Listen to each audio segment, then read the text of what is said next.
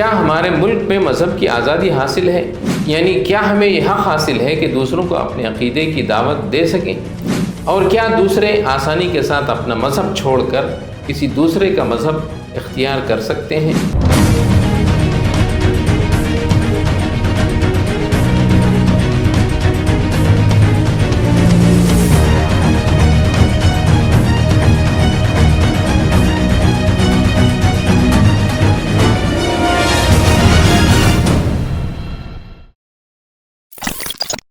ناظرین السلام علیکم ورحمۃ اللہ وبرکاتہ۔ آپ دیکھ رہے ہیں ویوز آن نیوز زعیم الدین احمد کے ساتھ۔ کیا ہمیں اپنے مذہب کی آزادی حاصل ہے؟ یعنی کیا ہم یہ حق رکھتے ہیں کہ دوسروں کو اپنے عقیدے کی طرف دعوت دیں؟ اور کیا دوسرے آسانی کے ساتھ اپنا عقیدہ چھوڑ کر کوئی دوسرا عقیدہ یا کوئی دوسرا مذہب اختیار کر سکتے ہیں؟ آئین کی روح سے تو کسی بھی شہری کو یہ حق حاصل ہے کہ وہ کوئی بھی مذہب اختیار کر سکتا ہے۔ نہ صرف مذہب اختیار کر سکتا ہے بلکہ وہ اس مذہب و عقیدے کی تبلیغ بھی کر سکتا ہے۔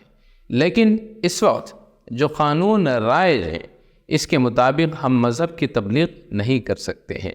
ہمارا ملک بھی بہت نرالا ملک ہے جہاں ایک ساتھ یہ دو کیفیات پائی جاتی ہے، یعنی دستور کی روح سے یعنی آئین کی روح سے تو شہریوں کو یہ حاصل ہے کہ وہ کوئی بھی مذہب اپنا سکتے ہیں اور اس کی تبلیغ بھی کر سکتے ہیں۔ دستور کے اعتبار سے یہ ان کا بنیادی حق ہے، لیکن قانون کے اعتبار سے مذہب کی تبلیغ کرنا ایک جرم ہے، یعنی بیک وقت بنیادی حق بھی ہے اور جرم بھی ہے۔ بنیادی حق کی تعریف یہ ہے کہ اسے ریاست کی جانب سے کیے جانے والے کسی بھی تجاوز سے اس حق کو تحفظ حاصل ہوتا ہے، یعنی اس کو ختم نہیں کیا جا سکتا۔ لیکن آئین کے آرٹیکل 25 جو کہ آزادانہ طور پر مذہب کا اعلان کرنے اور اس کی تبلیغ کرنے کا حق دیتا ہے، اس دفعے کو وہ تحفظ حاصل نہیں ہے۔ در حقیقت آئین ہمیں یہ حق دیتا ہے کہ ہم اپنے عقیدے کی تبلیغ کرنے کے لیے آزاد ہیں، لیکن جب ہم اپنے عقیدے کی تبلیغ کرتے ہیں تو پولیس ہمیں ایسا کرنے کی اجازت نہیں دیتی اور ہمیں قانون کی گرفت میں لے لیا جاتا ہے۔ اس بات کو حالیہ الہ آباد ہائی کورٹ کے فیصلے سے سمجھا جا سکتا ہے۔ 11 جولائی کو الہ آباد ہائی کورٹ نے شرینواس راؤ نائک نامی ایک شخص کی ضمانت یہ کہتے ہوئے مسترد کر دی کہ آئین ہر فرد کو اپنے مذہب کا اعلان کرنے، اس پر عمل کرنے اور اس کی تبلیغ کرنے کا بنیادی حق دیتا ہے، تاہم مذہب کی آزادی کے انفرادی حق کو تبدیلی مذہب کے اجتماعی حق کے طور پر محمول نہیں کیا جا سکتا، یعنی تبدیلی مذہب نہیں کیا جا سکتا۔ 6 دسمبر 1948 کو آئین ساز اسمبلی میں مذہبی آزادی پر بحث ہوئی۔ آئین ساز اسمبلی کا یہ اجلاس اقلیتی کمیٹی اور بنیادی حقوق کی کمیٹی کے اجلاسوں کے بعد ہوا تھا۔ آئین ساز اسمبلی میں اس مسئلے پر یعنی کانسٹیٹوئنٹ اسمبلی اس مسئلے پر تفصیلی بحث ہوئی کہ مذہبی آزادی آخر ہے کیا، اس کے قد و حال کیا ہوں گے وغیرہ وغیرہ۔ ان تمام مسائل پر گفتگو اس کانسٹیٹوئنٹ اسمبلی میں ہوئی۔ اس کے بعد اس کی ڈرافٹنگ تیار کی گئی۔ اس ڈرافٹ کو ہی آرٹیکل 25 کہا جاتا ہے۔ اس ڈرافٹ میں لکھا ہے کہ مذہب کی آزادی کا حق امن عامہ، اخلاقیات اور اس کی صحت اور اس کے دیگر دفعات تمام افراد پر یکساں لاگو ہوں گے اور وہ اپنے مذہب کا اظہار کرنے، اس پر عمل کرنے اور اس کی تبلیغ کرنے کا پورا حق رکھتے ہیں۔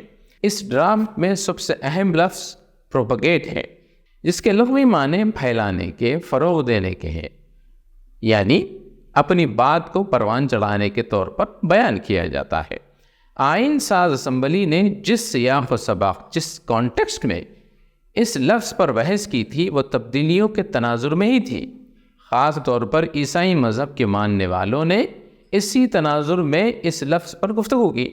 قانون ساز اسمبلی کے ایک اہم رکن کے ایم منشی، جو کہ مذہبی اعتبار سے ہندو قدامت پرست تھے، جن کا تعلق گجرات سے تھا، ڈرافٹنگ کمیٹی کے دوران لفظ پروپیگیٹ پر گفتگو کرتے ہوئے کہتے ہیں کہ میں جانتا ہوں کہ اس لفظ پر عیسائی برادری نے سب سے زیادہ زور دیا ہے۔ وہ اس لفظ پر زور اس لیے نہیں دے رہے ہیں کیونکہ وہ بالجبر مذہب تبدیل کروانا چاہتے ہیں، بلکہ وہ اس لیے اس لفظ پر زور دے رہے ہیں، یعنی پروپیگیٹ پر اس لیے زور دے رہے ہیں کیونکہ یہ ان کے اصول کا بنیادی حصہ ہے، اور جب تک مذہب بطور مذہب اس کے آزادانہ استعمال سے تبدیلی کو تسلیم کیا جانا چاہیے، ہمیں تبلیغ کے حق کے خیال سے خوفزدہ نہیں ہونا چاہیے، کیونکہ جو بھی مذہب تبدیل کرتا ہے وہ صرف اور صرف قائل کرنے کے نتیجے میں ہی اپنا عقیدہ تبدیل کرتا ہے۔ وہ کسی مادی فوائد یعنی پیسے وغیرہ کے فائدے کی وجہ سے اپنا عقیدہ تبدیل نہیں کرتا۔ یہاں یہ بات نوٹ کریں کہ تبدیلی کی وجہ ہمیشہ تبلیغ کو ہی قرار دیا گیا ہے اور اسے قبول بھی کیا گیا ہے۔ 1 مئی 1947 کو بنیادی حقوق سے متعلق عبوری رپورٹ میں فرینک اینتھونی نے کمیٹی کے سامنے یہ بات کہی کہ میری برادری، وہ اینگلو انڈین تھے اور ملک بھر میں ان کے اسکولوں کا اس وقت جال تھا، اور وہ اکیڈمیشین تھے اور بہت مشہور شخصیت تھی اسی تناظر میں، مذہب کو پروپیگیٹ نہیں کرتی ہے، یعنی ان کی اینگلو انڈین برادری مذہب کی تبلیغ نہیں کرتی ہے، نہ ہی ہماری برادری کسی دوسرے مذہب کو قبول کرتی ہے۔ لیکن میں اس بات کی قدر کرتا ہوں کہ لاکھوں عیسائی بڑے جذبے کے ساتھ اپنے مذہب کی تبلیغ کرتے ہیں۔ اکثریتی طبقہ بھی قابل قدر ہے کہ لفظ کے متنازع کردار کے باوجود اسے بنیادی حق قبول کرنا لائق تحسین ہے۔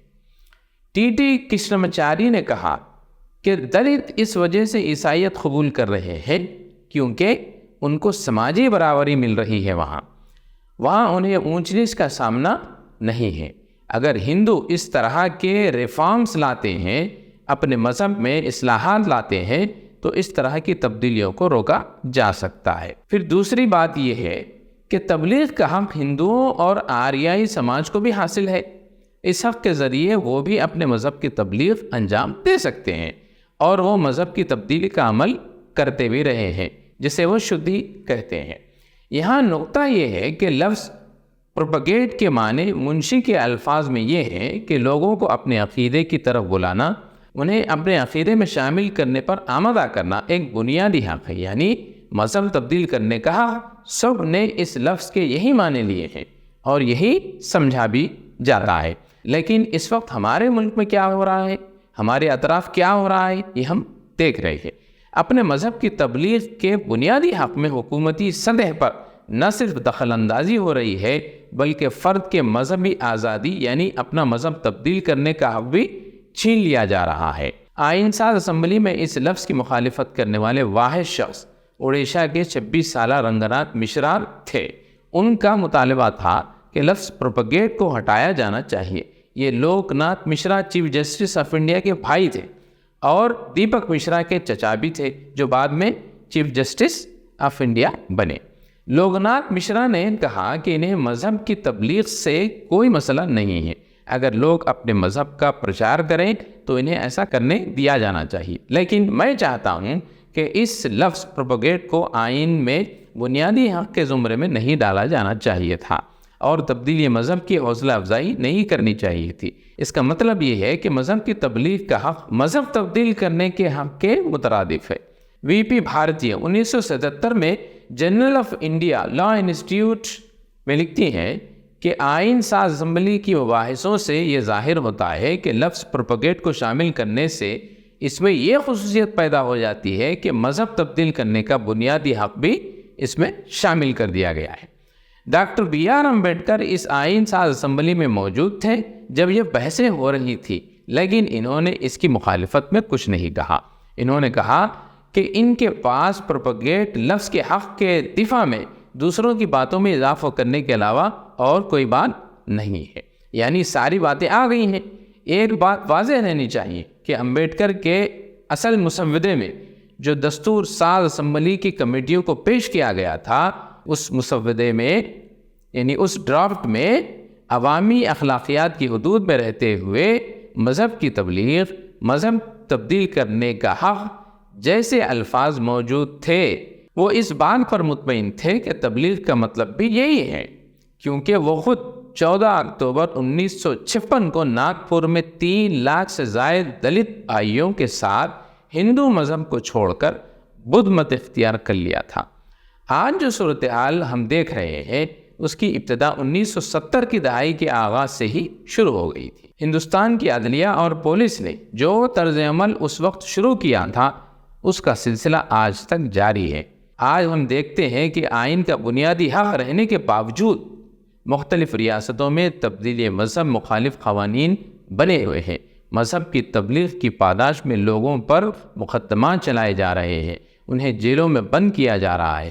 ہم ایک ایسی قوم بن چکے ہیں جس کا آئین شہریوں کو مذہب کی آزادی تو دیتا ہے، لیکن اسی آئین کو نافذ کرنے والے ادارے، اس دستور کو قائم کرنے والے ادارے اس کی دھجیاں بکھیر رہے ہیں۔